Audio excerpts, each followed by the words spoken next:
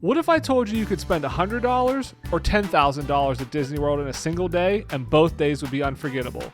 Today we're planning the perfect day for any budget. Welcome to the Enchanted Ears podcast, where we discuss anything and everything Disney. I'm Angela. And I'm Joe, and on today's episode we are taking a look at drastically different daily budgets for a Walt Disney World trip. So we're going to go all the way from if you have $100 to spend at a day at the parks up to, I don't even know if this is really realistic, a $10,000 day at Walt Disney World. I mean, it's realistic for some people. For some people. But planning kind of like what you would do or what you could do with the various amounts of money each day at Walt Disney World. So this is basically like a Mr. Beast inspired episode there. Because I feel like he does this a lot. Like yes, a $10 hotel room versus a $1 million hotel room. Sure, exactly. yes. I do want to mention before we get into this, though, as a reminder, we have launched our merch as of a couple weeks ago. I'm wearing the crew neck right now. So you can go to enchantedears.shop to check out our merchandise. And if you use code LAUNCH through the month of April, you'll save 20% on your order. Isn't that the like Cape Cod or something? I think it's called like a Cape Cod. It's super nice. Yeah, it's a crew neck. It is very nice. It's very comfortable. Yeah. It's nice. So if you're interested in getting one, I think it comes in this blue, and then there's like a pink purplish one. But yeah, enchantedears.shop. Use code LAUNCH for 20% off your order. So getting into this, so we're gonna use $150 as an average one-day ticket price.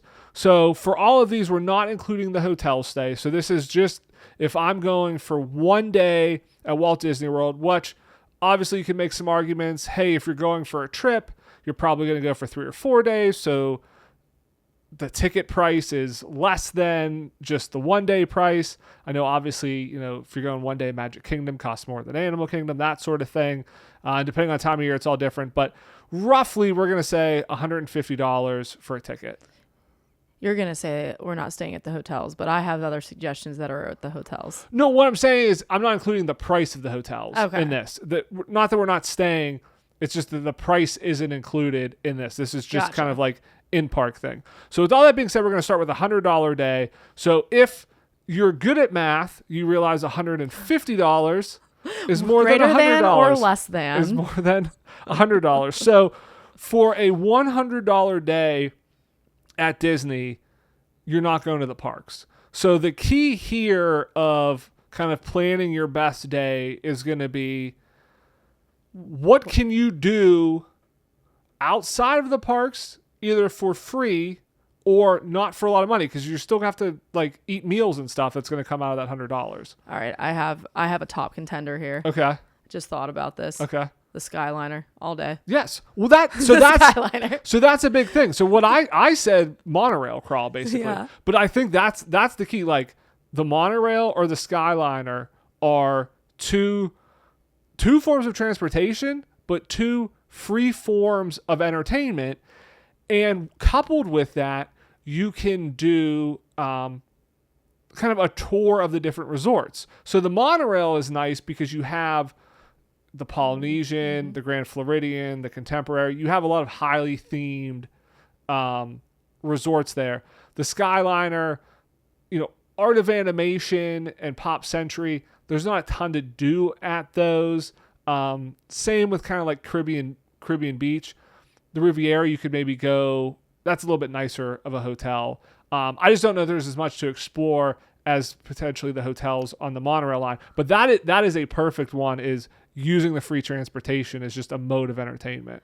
You just gave me a really fun idea too. What if you went to every single one of the hotels that has some sort of semblance of a running trail? So you just like they all do. Every hotel is a running trail. So you like went from like used Disney transportation from one hotel to the next, and then did their like running trail, got on transportation, went to the next one. Because I don't think I'd really recommend running on those roads there to get from place to place. So it would be like this fun, you could do like it's like an interval run. The problem is you have to use buses for most of those. Because like the monorail hotels, you could literally just run to. I mean, you can run from the TTC to the Grand Floridian, then you'd have to get on the monorail to go over the Contemporary because you couldn't go through. Oh no, you could probably run. Yeah, you could run through all the way across because you don't have to go through the Magic Kingdom turnstiles there. And then the Skyliner you could run around, but basically everywhere else you'd be taking a bus. And the Skyliner, you could take the Skyliner to Hourglass Lake. Yeah, to Art of Animation and run all through there. I mean, and Pop Century. I mean, yeah, I'm just saying that's 3 hotels. You know, if you really want to run all of them, you're taking a lot of buses. That's gonna be hard to do in a day. Yeah, it would just be. This sounds like something that would be fun to map out. But I think with this, you can still have a magical day not going to the parks because, like you mentioned, you could ride the Skyliner, could ride the monorail. The other things to think about, and this is kind of the benefit of if you do kind of a little monorail tour in the evening, on Seven Seas Lagoon, you have the electric water pageant at night. Mm-hmm. So that is a free nighttime show you can have without having to pay for a ticket to go to into the park. The other thing is you can also see the fireworks from any of the hotels around Seven Seas Lagoon, and they play the music. So if you go sit at the Polynesian on the beach, they play Happily Ever After when Happily Ever After comes on. Then the electrical water pageant comes out, and you can see that, or vice versa, depending on the timing. So you could have a full nighttime show, 2 nighttime shows, including fireworks, for free. And not have to go into the park that day. So don't think like, oh, me just spending a resort day means I'm going to lose out on fireworks or Disney Magic, anything like that. And I was just going to say, this is also a good tip, even if it's just like, hey, like we don't want to go to the parks every single day. We want a down day where it's just like we're not in the hustle and bustle of the parks. This is a great option for it could be a low cost day for you that you still are getting a lot and packing a lot in and seeing a lot and doing a lot you don't normally do. Yeah, I don't honestly know how many people know they play the music at Happily Ever After at the resorts around Magic Kingdom. Because I honestly didn't really pick up on that until we stayed at the cabins at Fort Wilderness and we were on the dock one night and the music was playing. And I was like, oh, they play the music. And then when we were at the Polynesian next time, we heard it there too. Like, because we're not often there during the fireworks show. Right. So I don't think that's why we picked up on that. But yeah, that is something. If you're having a pool day at any of the hotels, head over to the Magic Kingdom again and just kind of like hang out there at one of those hotels. Or if you're at one of those hotels and you're having a pool day, you know, go hang out on the beach right around the fireworks time. You're going to be able to see that. The other big areas I think you can hang out with for $100 a day because you're not going to the parks is Disney Springs and the boardwalk area. So if you did want to spend some money, because again, we have $100 here, the boardwalk, you could rent the Surrey bikes. That's $30 for like a 20-minute rental. So you could ride those bikes around the boardwalk. The Fantasia Gardens mini golf is right over there. You could walk to it. It's a little bit of a walk. It's over kind of by Swan and Dolphin, but it's near the boardwalk. That's $12. The other thing is I'm pretty sure if you buy a vacation package, so like if you get like a ticket hotel vacation package, at least they used to give you kind of like those coupons. They usually gave you a free mini golf. So this is kind of like a loophole. Like if you are, staying, this is just a day you're not going to the parks, you could potentially get free mini golf there. I will say, I don't think that they're still running this promo, but now that you brought this up, for the longest time, I think it was this past year, they also did free admission to the water parks. The water parks, yeah. So even though you're not, that's technically, it would have to be on the first day of your trip. It has to, of your trip and of your stay. But technically that would fit into this little game of under $100. And so I guess I think the point of this is, depending on when you listen to this, look and see if they are running any promotions. They're doing that this summer. I think it's between like May. Last year it was all year. I think it's between like May and August this year. Okay. But they are running it. The other thing, so if you didn't want to maybe necessarily go to the Magic Kingdom for fireworks, Disney Springs is also a great time for nighttime entertainment. At night, there are multiple stages throughout Disney Springs that have live music playing. There are usually performers walking around Disney Springs. So you could head there if you want to head there during the day and maybe get lunch or something there, or head there for dinner. It's probably going to be, let's say, $30 for a meal there. That's another great place you could kind of have a nighttime show. So if you went to the boardwalk, you rented the bikes, you did mini golf, you went to Disney Springs, that's going to be about $72, which then gives you $28 left for like your other two meals. So you could get some quick service like for breakfast, Joffrey, something like that. An alternate option is you could do like a Topolino's character meal, which is going to be $60. So then you're not going to be able to do very much the rest of your day. You're not going to be able to do the bikes and that sort of thing. I do think that a good option too, we've seen people do this where they get like an Instacart or like get Amazon to deliver food. So that's a way to cut cost on what you have to spend on feeding yourself. And then it gives you a little bit more wiggle room if you wanted to go for a really cheap day. Yeah.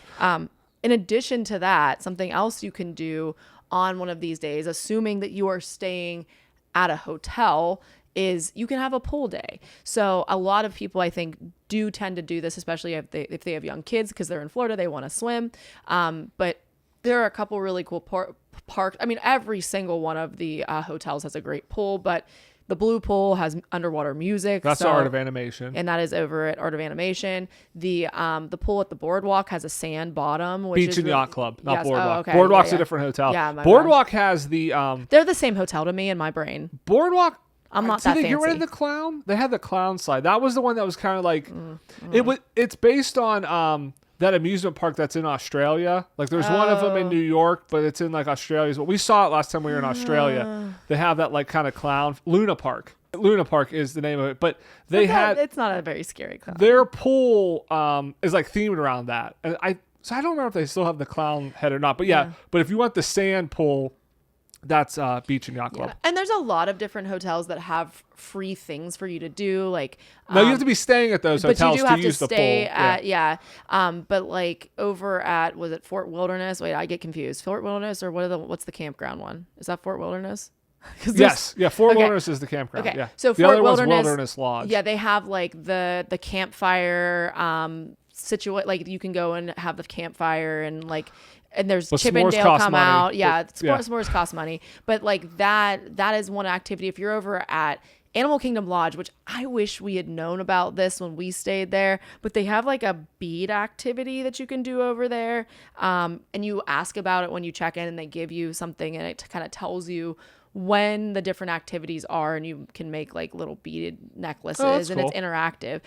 So I like know people. So that's something like throughout, that'd be like more throughout your stay. Yeah, more throughout your stay. And again, it's like an additional type of safari that's outside of Animal Kingdom. Oh, that's pretty cool. Mm-hmm. All right. So moving on to $500. And I feel like $500 a day is unfortunately probably like the most realistic budget. Like if you're going to Disney and you think about, we'll get into this, the ticket price, food, merch, like you could pretty easily, if you think about like an average day at Disney, it's around $500 a day. So again, going for one day, the ticket price is going to be more expensive. So $150 again for tickets. I personally, I would do Magic Kingdom. If I had one day and I'm going to one park, I would do Magic Kingdom just because that has the most attractions to it. It has Happily Ever After. It has parades. I feel like that is going to get the most out of it. Again, if you're thinking, okay, how can I maximize my Disney day? I'm going to start with a character breakfast because I think a character meal is something that's very quintessentially Disney. So start with Cinderella Royal Table for breakfast. That's $60. And then I'm also going to get, and I think what you do is you add Genie Plus, which we'll say average is $30. And then a individual Lightning Lane. I'm going to pick Tron because I like Tron better than Mine Train. And so that's probably going to be about $20. So that's about $50. So if I'm trying to maximize my day, I'm getting Genie Plus.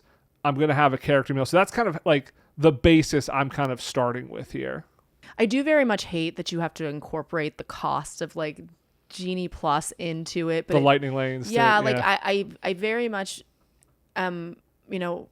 pretty opposed to them. It's not that they are very useful and they are good at maximizing your time. And I think that for this it is great.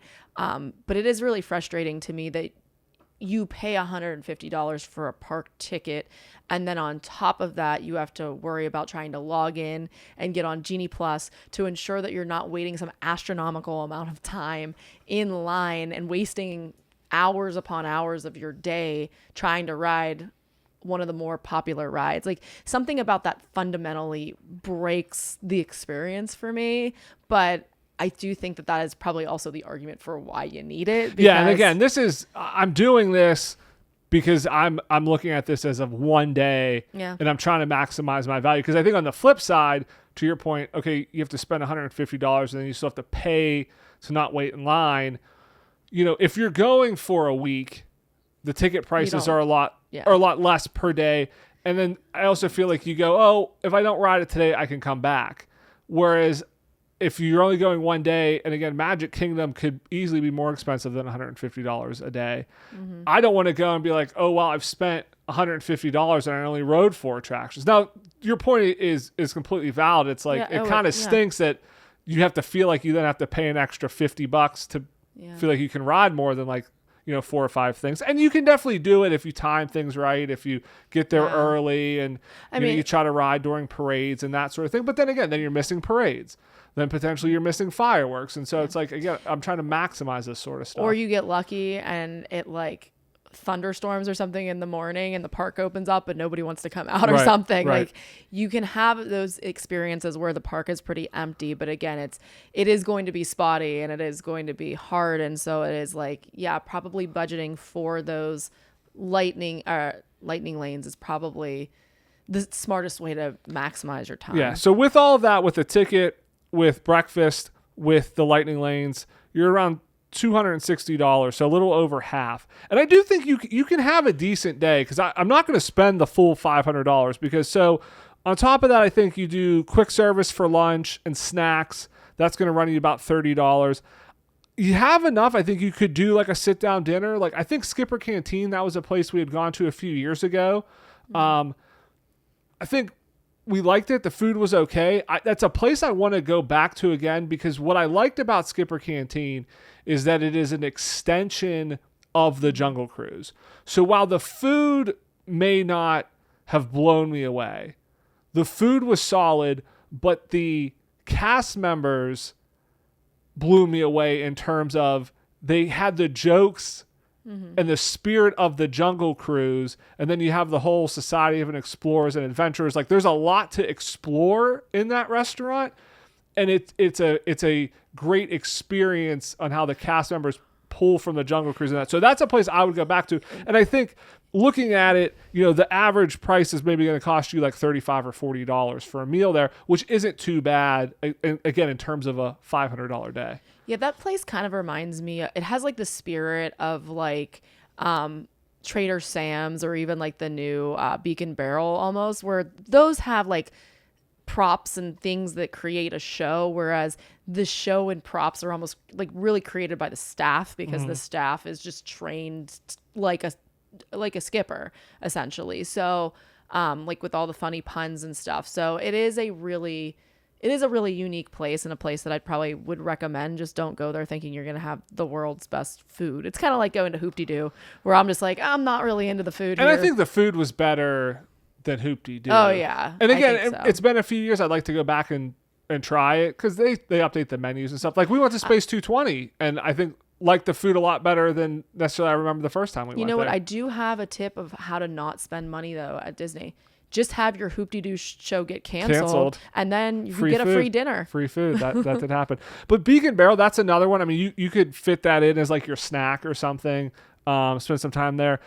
Another thing I think you could do is a fireworks dessert party. So this would run you $60, but again, within this budget, you have money. And then the benefit of that is, one, you get dessert, and 2, you have a guaranteed spot for Happily Ever After, which then allows you to spend some more time in the parks riding attractions and not worrying about having to go early to get a good spot. for Happily Ever After. And then I'll round it out. You got to buy some merch, a Spirit jersey. That's $75. So all in for all of that, you're at $460. So you still have $40 left over to get to that $500 budget. Exactly. So this is where I come in because, of course, if you have $500 to spend, I can't let us. $40 is a lot of money to play with, even in Disney. So you could probably get a souvenir or two. So if you wanted to buy a shoulder buddy, some of the shoulder buddies, and again, it depends on what you get. Like if you get there's a couple twofers like the Chip and Dale that are more expensive, and also the Kronk, the Angel and Devil Kronk. Those are more expensive. I'm not talking about those, but just like the regular one, those are about like $28. So that gets you up to $488. You still have $12 to spend. Maybe you could buy like a keychain or a magnet or something. It's a couple Mickey bars, maybe. Yeah, maybe a couple Mickey bars. But an alternate for that is you also could probably, it depends on the ears again, get a pair of ears. Now, some ears are pretty expensive. They're like $44. Now you're at $500, $4. $4 isn't much to go over. But I mean, I went on Shop Disney before this just to like check it out. And I was like shocked by the amount of money that ears cost. I do think that for all of that stuff, you do have to remember if you do have like a Disney Visa, I believe you usually get some sort of a discount. Yeah, I think you get like 10%. If you have an annual pass, you get a yeah. discount. If you have DVC, you get a discount. So those numbers do kind of come down a little bit. But if you have none of the discounts, they're like 44 for some of the fancier ones. But then I think that there are some that are cheaper. Also, it did seem like online, if you are one of the people that like buys the headband with the attachable Disney character heads, those seem to be a little bit more reasonable. Like the headband's pretty cheap. I think it was like $10 to $15. Okay. And each of the heads was like $10 to $15. So not very, like not as much. So if you got two characters and a headband, that's $45. Okay, but you can have one character. I mean, yeah, but that's not good. I looked at it very, very briefly. If it was all 10, then it's $30 if you get, I think three. Typically though, you usually get like 3. I've seen most I've seen a lot of some people do two. Yeah, like mouse ears. I think they present it with like 3 or 4 to kind of get your mind thinking. Yeah, but that's the thing is I think they do price them a little on the cheaper, hoping you buy a whole bunch of them. Yeah. So you could be a person that's like, you know what, I'm a big Donald Duck fan. I'm just gonna get 2 Donald Ducks and then I'm done or whatever. Interesting. 2 of the same characters. I don't know if I've seen anybody do that. Yeah, I think I've seen. Can you get like 5 Donald Ducks and then go meet Donald Duck? That is a special play. And then he'll be like, he's all excited, and then you just act like you have no idea what he's talking about. You just pretend like you don't know you have that on your head. So. I thought they were all Mickey. That'd be funny. So if Magic Kingdom like kind of isn't your park though, and an alternate you could do, because you could do like Hollywood Studios, I think would be the other park, because you could do the Fantasmic dining package. Mm-hmm. So that way you could get, again, reserved seating, do a nighttime show, and you could do Hollywood and Vine. They have a character breakfast. I think it's Disney Junior. Character dinner is Mickey or Minnie and friends. And that's part of the dining package. So that's $81. So that would take the place of like your dinner at Skipper Canteen and the fireworks party, which is $95. So you're saving a little bit. And then you could opt out Cinderella's Royal Table character breakfast for Topolino's character breakfast, which is the same price. So that's kind of an alternate there. You could still get the genie. You could still do the individual lightning lanes, that sort of thing. But that's another option of like, hey, Magic Kingdom's not your park. Hollywood Studios is probably kind of like the other good one there. Yeah, I think that on a lot of days might be my preference, depending on the mood that I'm in. Yeah, I think it's interesting though. Again, like you can have for a $500 day, and again, this is why I think I said it's kind of like this is probably. It's a little bit more, but it's probably the closest to the most average day at Disney, because I feel like if you're going to Disney, most people want to have a character meal at some point. Most people are going to spend money on Genie Plus and Lightning Lanes. Most people are going to do some sort of fireworks experience. You're going to get a Spirit jersey or a lounge fly or some merch. And like, so if you look at that, what you're really paying, it's pretty close to say $500. Now, so if that's kind of like your average price, now we're moving into kind of like the above average, starting to ball out at Disney. So jumping up to $1,000 here, I'm adding Park Hopper, because that adds around like $50 to your ticket. Because if you're spending $1,000, as we kind of saw, $500 is a pretty solid day at a park, at one park. So if you're spending $1,000, let's get park hoppers. Now that makes our ticket $200. Personally, what I would recommend and kind of what I was thinking about with this is starting the day at Animal Kingdom. Again, I want to do some sort of character meal. Start with character breakfast. I think that's just a good way to start the day because that's early. You can kind of still get out before the parks get too crowded. Do Tusker House character breakfast. That's $60. I'm starting at Animal Kingdom because I'm going to add a tour. Because again, now we have some more money to play with. We have a tour. The Wild Africa Trek is $239. So out of the $500 budget, that would be that and the ticket. Basically, our budget's gone. So that's why we're kind of like jumping up here in the $1,000 ticket. I was actually kind of surprised it was that much. Like I feel like it was not that much when we did the tour, and I feel like these tours have been kind of accelerating in price lately. But so that's what I would do. I'd start at Animal Kingdom, do character breakfast, do Wild Africa Trek, and then maybe ride some stuff. Then after that, I would go to Magic Kingdom and get the Lightning Lane Premier Pass.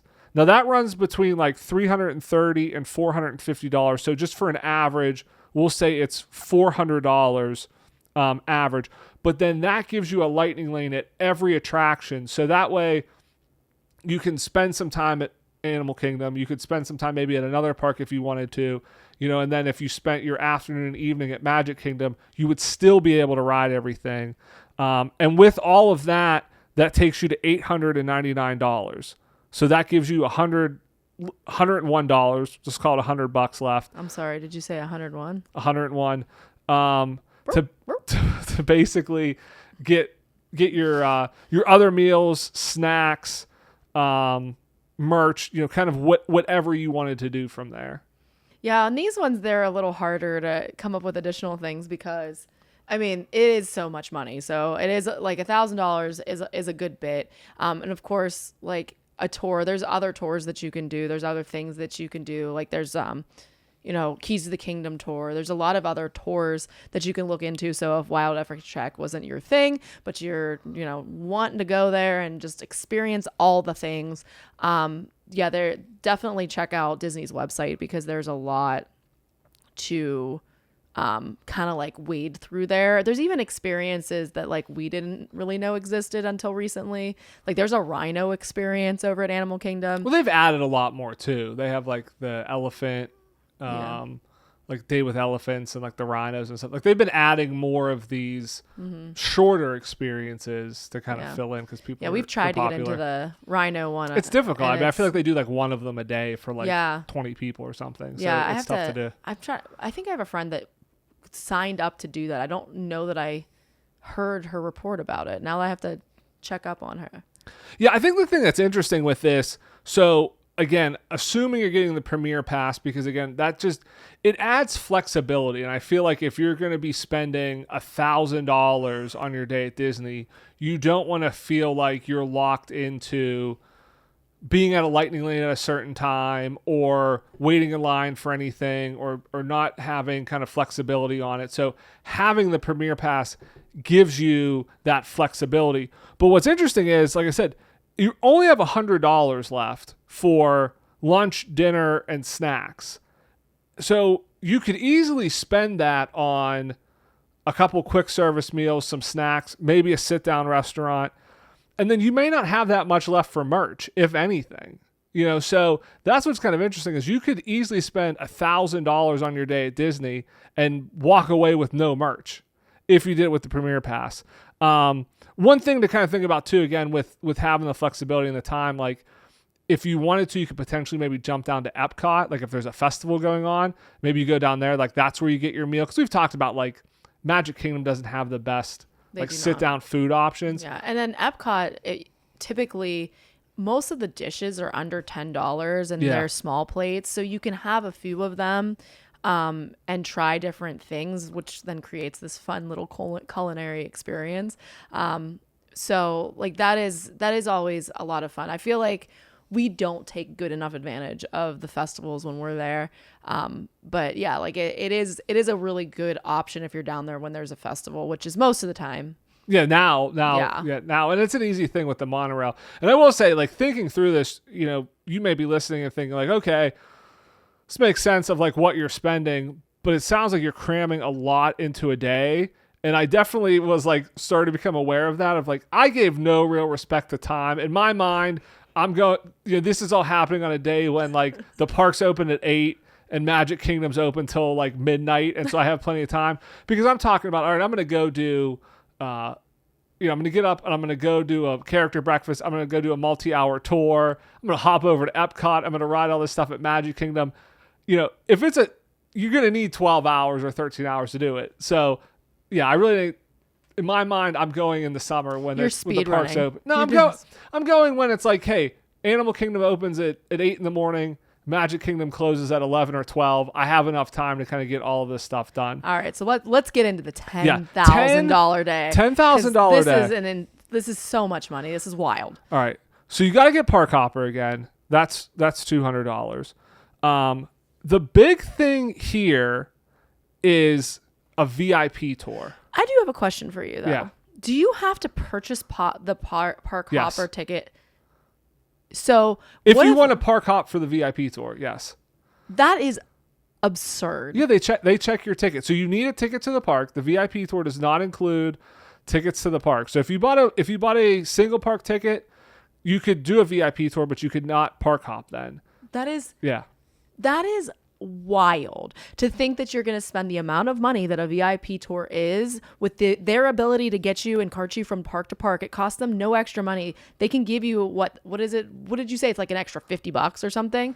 Roughly, that's about what the thousands of dollars. Yeah. Dude, the VIP tour.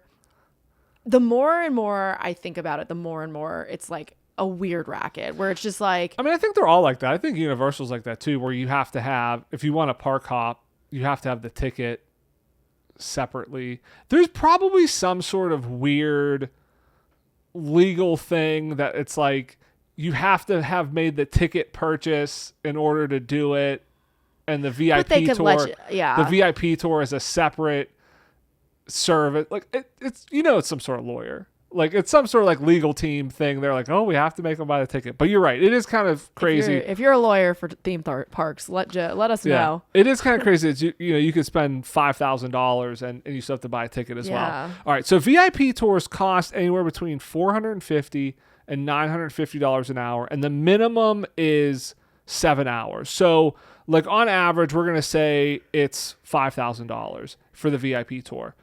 You can then, you can buy additional hours on top of that. So in this case, because we have $10,000 to play with, I'm going to get 2 additional hours. So I'm going to get 9 hours total of a VIP tour for $6,000. But to kind of step back, I'm going to start my day. I'm not going to get the VIP tour at the beginning of the day. I'm going to start my day at Topolino's with a character breakfast at the Riviera.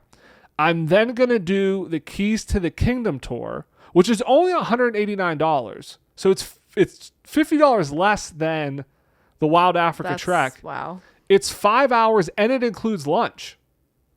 Now, the Wild Africa Trek does include a meal as well. Yeah, you get like a little, like a bento box. It's really cute. My guess is that one's more expensive because of all like the safety thing. Like you're on like rope bridges and stuff. I was going to say, there's a lot of logistics to that one too. There's there's rope bridges. You get in like the safari vehicle. Right. There's a couple different things. There's some more cost to that one. So there's a 9 a.m. That's the latest Keys to the Kingdom tour you can do. So I think you could do very early Topolino's breakfast, still make it over to Magic Kingdom. So that would take you from 9 to 2. And again, that includes lunch. So I got my breakfast and my lunch covered already.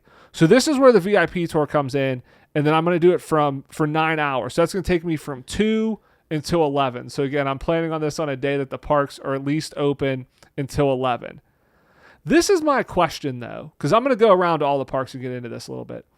But, like, how much do you think you could realistically do in 9 hours on a VIP tour? Now, I guess in this scenario, it's always been a single person when we're spending this money. Obviously, with the VIP tour, you can have a group of up to 10 people. Yeah. With that. So it's kind of crazy to spend $6,000 on one person. But like, if you really wanted to push a VIP tour to the limit in like 9 hours, like how much do you think you could really do? Because I kind of wondered if the timing worked out, could I get to both Luminous and Happily Ever After and do 2 nighttime shows in a single night, or maybe Phantasmic and Happily Ever After, like, because they take you with the transportation behind the scenes. I think timing wise you could do it, but like how much could you really push a VIP tour to the limit? I feel like when we did the VIP tour, our tour guide said something about somebody did like 16 rides, and then I assume that's a regular 7-hour one, so you could probably get 22 rides in or something like that across various parks. I mean, I think it's possible to really push it and maybe even get to 2 shows. It'd be an interesting thought experiment. I do not really think that I want to be involved though. Yeah, that it would It'd be a like, very tiring day. It would be intense to do that, but I was kind of thinking of that, like, could you get to 2 nighttime shows? Like, it would have to depend. Like, you would have to have it on a night where there's an early show of either like Phantasmic or Luminous, and there's a late show of Happily Ever After, because oftentimes they happen so close to each other that you couldn't do it. But if you had even say an hour gap, because like for Happily Ever After, you can get the like the reserve seating for it. So like you wouldn't necessarily have to be there to get a good spot. Like, you could potentially make it happen. And I sure wouldn't want to do that on the same day that I got up early and went to Topolino's for breakfast and did the Keys to the Kingdom tour. Oh no, I'm going sun up to sundown. So included in this VIP tour, I'm going to build a lightsaber. That's $275. You got to save money for the special VIP merchandise. But you only budgeted $200, and I feel like that's under budget. Like, if you bought the Spirit jersey, Lounge Fly. The Okay. Spirit jersey is like the same price as a Spirit jersey. Spirit jersey's like $75. Okay. And then if you bought a pair of ears, like the ears, and then if you bought, like, we bought the special pins. The pins were really expensive. So if you don't buy the pins, but if you buy, you could buy a Spirit jersey and a Lounge Fly for $200, or you could get the ears, and you can get some merchandise for $200. We'll get. Oh, you definitely could, but Yeah. I feel like when you go on the VIP tour, it's very difficult to just spend on like an item, because you're just like, well, when am I gonna do one of these again? Well, that's what I said. I think you get multiple items there, because I want to be like, at the end of the day, I'm gonna be dripped out, VIP merch. Maybe I'll buy a couple balloons. They're like, I don't know, $20 a piece. I'm gonna have my lightsaber. Balloons. Yeah, I'm just gonna There's no bigger waste of money than the balloons. Listen, I'm adding dinner and snacks. Okay, $50 to $75. This is the other question too. Do you do a sit down dinner? Because you have a VIP tour, so you're kind of wasting your VIP tour time. No. If you're doing this. No. But I don't know, if you're doing 9 hours, you might have the time to do it. This is another shortcoming, I believe, of the VIP tour, where I feel like whenever you're on a VIP tour, you should be able to say, I want Sully Canteen and one of those pretzels from right outside of Sully Canteen. And can we like just pick that up? Yeah, Like, they can do that. I mean, 100%. They can mobile order your food ahead of time for you. I don't feel like we did that, did we? We didn't, because we didn't stop to eat. That's what I'm saying. Would you stop and do like a sit down meal or a meal? Yeah, you could easily order. Yeah, they would order ahead for you for quick service, no problem. Oh, okay. Yeah. So yeah, I think the sit down dinner, again, it depends what you're doing. I probably wouldn't as well, because again, that's just kind of like wasting, if it's an hour, it's basically like $500 of time to do that. So all that adds up to only $7,000. Oh my goodness, it's cheap. So to your point, I got extra money for more VIP tour stuff, and I guess I'm basically just ending the day with a shopping spree on Main Street. Like, I'm just Happily Ever After's over. I'm just going down Main Street, like going in that like crystal store, just buying all the really expensive crystal items, going to the Emporium, buying a bunch of extra merch. How many pairs of ears is it possible to wear it at once? I think we're going to find out. So it is interesting that like you can do all that, and now it's not cheap. It is still expensive. But if your budget was $10,000, I'm having a character meal. I'm having a tour at the Magic Kingdom, behind the scenes tour. I'm doing 9 hours of a VIP tour. I'm building a lightsaber. I'm buying merchandise. I'm buying dinner and snacks. And I'm at $7,000. And you've somehow gotten in some sort of time continuum where you have time to do all of this. And I have time to do all of this. And I still have $3,000 left in my budget for a shopping spree on Main Street. So that's why I said I'm buying some balloons. I'm just getting dripped out and everything Disney. Like I'm going to have 3 Loungefly backpacks, 5 pairs of ears, and I'll set them so that it looks like I just have like 10 ears on my head. Oh my God. That's crazy.